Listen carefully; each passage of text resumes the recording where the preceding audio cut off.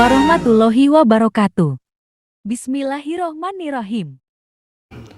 Sombong itu sangat bahaya. Kemudian orang yang melakukan kesombongan itu rata-rata, saya cuma cerita orang muslim ya.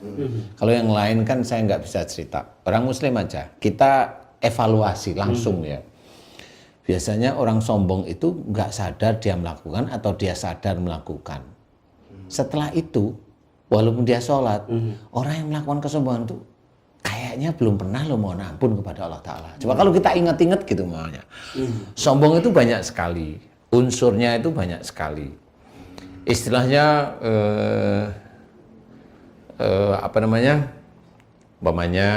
seseorang diberi kelebihan ilmu oleh Allah Ta'ala untuk bekerja umpamanya ya, ini. Dan di pekerjaan itu, di instansi itu dia menjadi ya tengah-tengahnya leader lah. Kemudian di setiap kali pekerjaan dia itu selalu berhasil. Dan dia berhasil bisa aja dia cerita sama temannya, itu yang bikin saya, dulu saya begini, ini yang bikin saya. Nah, pada saat cerita itu memang kelihatan normal. Dulu saya begini. Oke. Nah, di titik itulah sebenarnya orang tersebut itu sombong. Melakukan kesombongan. Kemudian banyak hal. Umpamanya kita kan diizinkan oleh Allah Ta'ala dakwah ya. Pada waktu kita dakwah di TV, adanya kalau ketemu itu nonton acara saya enggak nonton. Kepinginnya itu dia dipuji dengan orang itu. Itu ada ujub, ada riya. Nah, di titik itu saya yakin orang-orang yang seperti kita itu lupa loh mohon ampun bahwa itu ada ujub, ada riya di situ.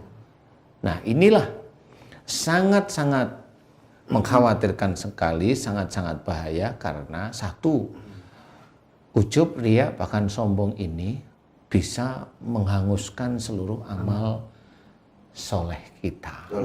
Ya. Nah, sudah seperti itu merupakan suatu dosa. Orangnya sendiri jarang sekali meminta ampunan atas ujub, riya, sombong. Dan itu jarang sekali itu dikupas. Padahal itu yang bisa menghabiskan semua amal soleh seseorang muslim. Kita diberi umpamanya kelebihan oleh Allah Ta'ala hafal Quran lah. Kemudian di balik hafal Quran itu kita menampilkan beberapa kesombongan kita atau kecanggihan kita. Dan itu biasanya lupa, mohon ampun. Dan di situ habis. Kita pada waktu itu dakwah, sombong habis. Selesai.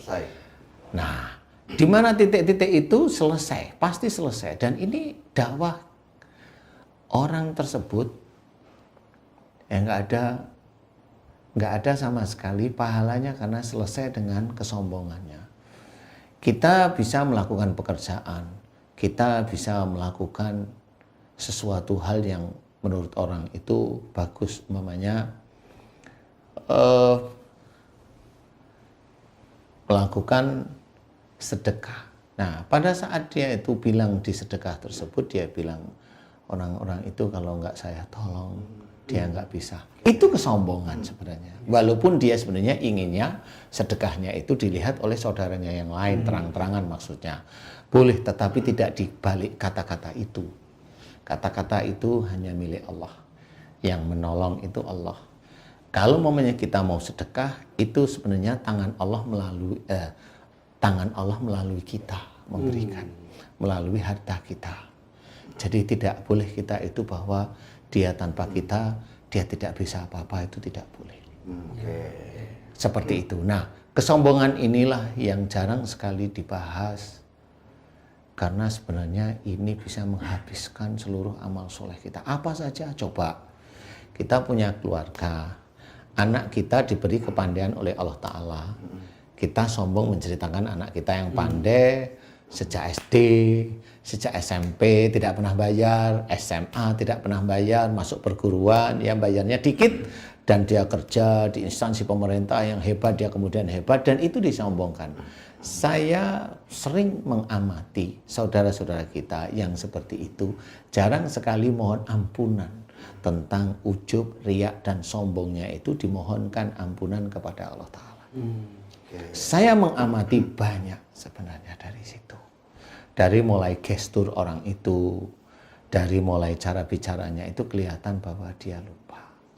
Padahal kesombongan itu biasanya selalu lewat melalui mulut bisa, melalui hati kita ada ujub, ada riak bisa. Nah, inilah yang harus kita perhatikan. Kalau kita ingin amal soleh kita itu tidak rusak oleh ujub, riak, sombong kita, ya kita mohon ampun. Di titik mana? Wallahu a'lam, kita nggak tahu. Kadang-kadang kita diberi nikmat aja, kita sombongkan. Nih, saya nih, baru aja saya sholat duha seminggu, tahajud seminggu, Allah sudah kabulkan. Loh, kan begitu nih. Kenapa? Wih, sama. Karena sebenarnya belum tentu Allah itu mengabulkan doanya dia, belum tentu dari sholatnya, belum tentu dari tahajudnya, belum tentu. Kalau nggak percaya, tanyain aja sama Allah. Nggak tahu kita. Padahal dia baru tahajud seminggu, padahal baru duha seminggu. Padahal orang-orang tertentu yang dia tahajud tiap malam, yang dia sendiri duha tiap hari bertahun-tahun, walaupun dia malu tidak memohon tapi implisit dimohonkan, belum tentu Allah juga mengabulkan. Kenapa? Nah, kan kenapa ini ada kenapanya nih? Bisa aja memang orang tersebut dites oleh Allah Ta'ala imannya. Dia mengeluh enggak? Pada saat dia sudah sholat 5 waktu, dia sudah sholat sunnahnya dikuatkan, dia dekat dengan baca Quran, dia mencoba untuk berkata baik, dia mencoba tetap ikhtiar, dia tetap memohon kepada Allah Ta'ala agar sebagian dari kekurangannya yang dia butuhkan itu diberikan pada Allah Ta'ala. Sebulan, 2 bulan, 1 tahun, 2 tahun belum dikabulkan, dia mohon terus menerus. 3 tahun, 5 tahun dia mohon terus. Dan dia tetap tenang, diserahkan, tawakal sama Allah Ta'ala. Samakah orang yang memohon terus menerus kepada Allah Ta'ala dan dengan sabar menunggu uluran tangan Allah dengan orang yang baru seminggu sholat duhanya, tahajudnya dikabulkan? Samakah ini? Ya kan beda sudah ya. Berarti bisa aja ini yang tadi baru sholatnya seminggu istijrot. Istijrot itu tidak hanya dikenakan pada orang-orang yang non-muslim, enggak. Orang muslim pun sama, karena itu untuk menguji pada saat diberikan mau apa dia. Nah, kan yang dibanggakan akhirnya hanya cuma sholatnya, di titik malah bukan sholatnya, di titik bahwa aku ini dikabulkan. Belum tentu dia di titik sholatnya, tapi dia di balik sholatnya, dia hanya bersembunyi di balik sholat duha sama sholat tahajudnya. Dan ini bahaya, karena yang memberikan itu bukan sholatnya. Sholat itu hanya tambahan ibadah. Nah, ini yang harus kita pahami. Luar biasa. Ya. Kalau diberikan nikmat sehat, Ya. tapi nggak ibadah, apakah itu sombong? Iya, tetap. Makanya kalau saya sering memberikan doa kepada santri saya atau di YouTube barangkali, mohon kepada Allah Ta'ala. Ya Allah, jika selama ini Engkau sering memberikan kepadaku, kepada kami, kepadaku, kepada saya banyak nikmat, dari mulai bangun tidur, Engkau izinkan aku bisa menjalankan, menyembah kepadamu, beribadah maksudnya. Engkau izinkan aku menjalankan aktivitas sehari-hari. Engkau izinkan aku mengerjakan pekerjaan-pekerjaan yang Engkau berikan kepadaku. Paham ya? Semua pekerjaan itu bukan dari kita, dari Allah. Dan kita mengerjakan, dan Allah memberikan rizki kepada kita. Ya Allah, Alhamdulillah semua ini atas nikmat-Mu. Alhamdulillah, Alhamdulillah, Alhamdulillah, la haula wa la quwata illa billah. Lagi, doa lagi. Ya Allah, jika di antara nikmat yang Engkau berikan kepadaku setiap harinya, aku ujub, aku riya, aku sombong. Ampuni dosa-dosa ujubku, dosa riyaku, dosa sombongku ya Allah atas semua nikmat yang kau berikan kepadaku. Astagfirullahaladzim. Nah, disinilah mencakup, dan itu kita mohonkan setiap hari sebelum tidur atau setiap hari setelah kita sholat.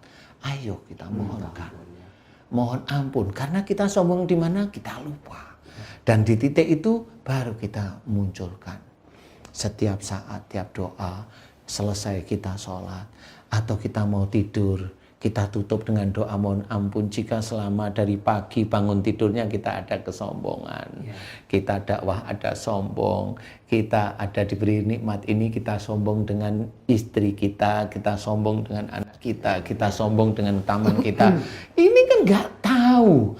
Telepon kita, ya alhamdulillah aku aja begitu.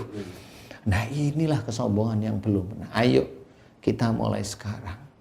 Kita mohon ampun. Karena apa? Kesombongan yang kita lakukan terdahulu itu masih ditunggu.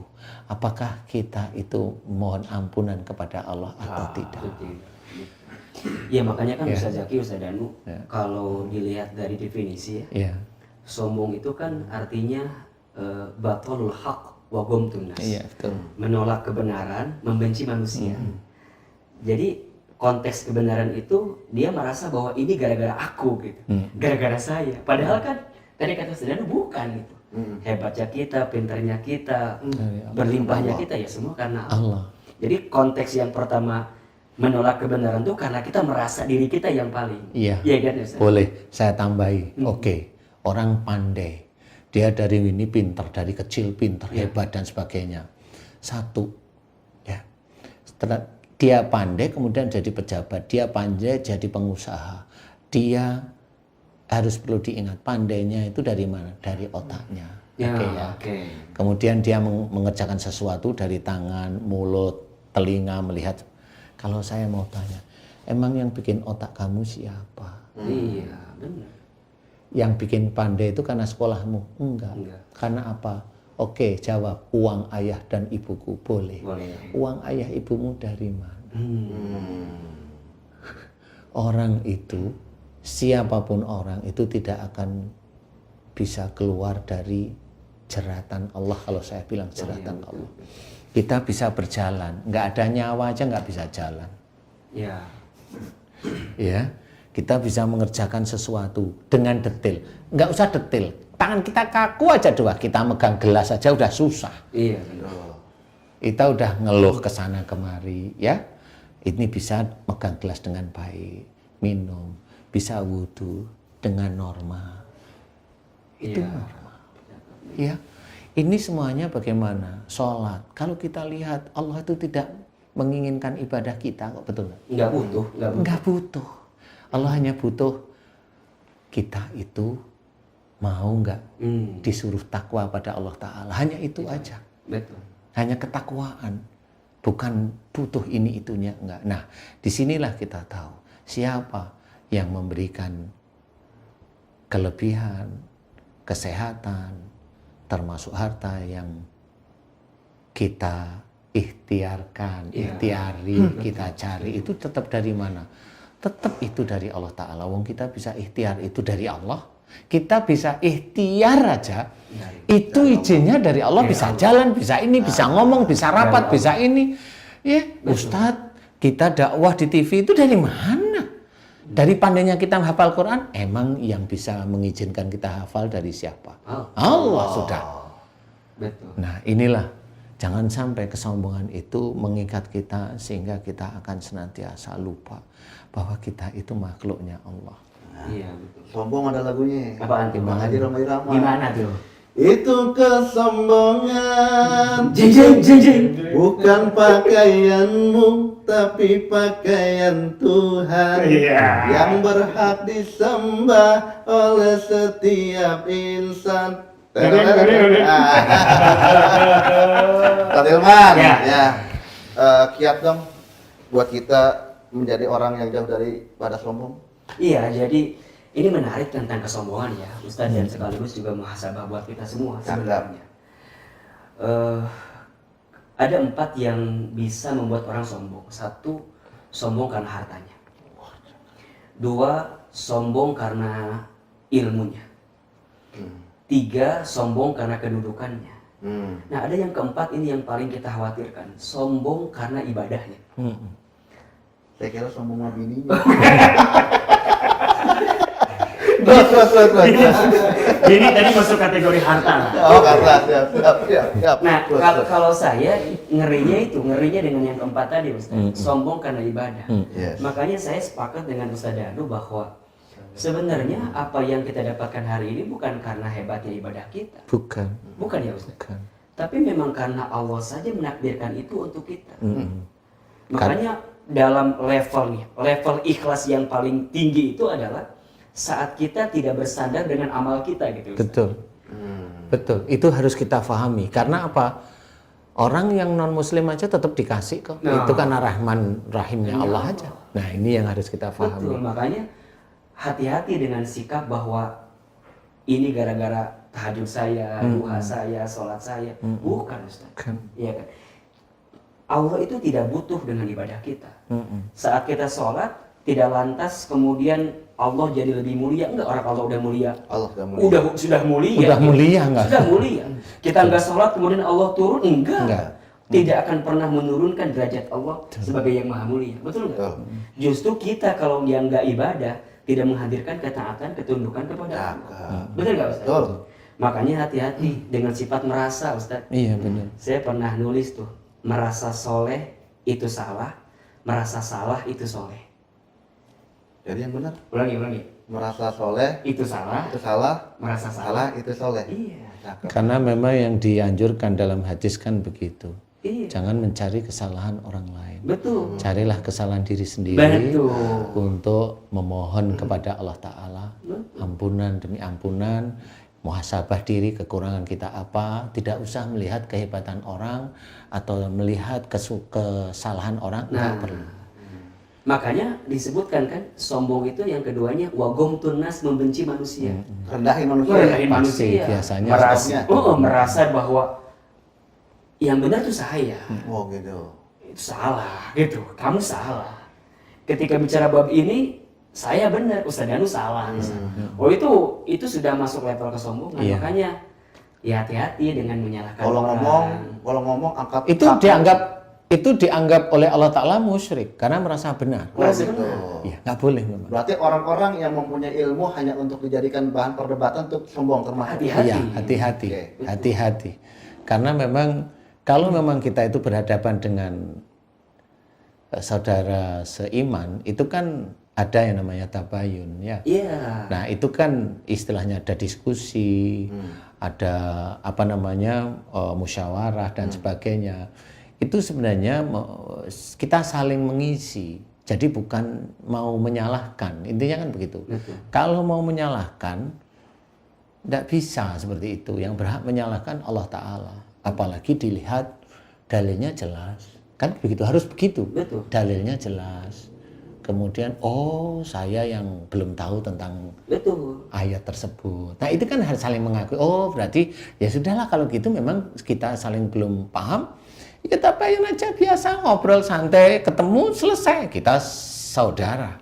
Jadi tidak ada yang benar dan salah. Dan orang-orang yang seperti itu akan dijaga oleh Allah Ta'ala nanti sampai akhir hayatnya. Karena orang yang menjaga saudaranya sama seiman, itu akan dijaga. Tapi kalau mamanya kayak tadi, mamanya saya merasa benar, Ustadz salah, itu udah dosa duluan. Itu udah dianggap orang tersebut musyrik oleh Allah Ta'ala. Orang tersebut musyrik karena merasa golongannya dia benar. Bahkan ketika kita menasihati, Ustaz Zaki, kan kita tuh tidak boleh menasihati orang di depan banyak orang. Tidak boleh, memang hadisnya seperti Kalau itu. kita menasihati orang depan banyak orang, itu bukan nasihat namanya. Bukan. Tapi menyakiti. Iya, Malah mempermalukan. Iya. Mempermalukan dia. Ya, itu nggak boleh hadisnya. Betul, hadisnya memang nggak boleh seperti itu. Makanya, apalagi gayanya menasehati, tapi di YouTube tapi menjatuhkan, bukan menasehati di situ. Nah, di situ tetap malah itu bukan menasehati, itu fitnah. Apalagi kalau nggak benar. Apalagi kalau nggak benar gitu. Nah, yang hebatnya lagi, yang hebat itu maksudnya yang insya Allah orang yang dihinakan oleh orang lain, dihinakan, tapi dia mendoakan agar saudaranya itu diberi hidayah oleh Allah Ta'ala, baru orang itu hebat. Walaupun dia terjepit, tapi dia mulia di hadapan Allah Ta'ala. Nah, Pak Kiai, ya. ada segmen yang ditunggu pemirsa. Gimana? Mohon maaf ya, misalkan orang bibirnya stroke. Bibirnya stroke? Gitu. Karena mungkin sering maki-maki orang, apakah itu termasuk yang diberikan Allah ujian kepada dia untuk sadar? Oke, kita melihat dari dampak sombong tuh ke tubuh kita nih, ada berkaitan dengan penyakit.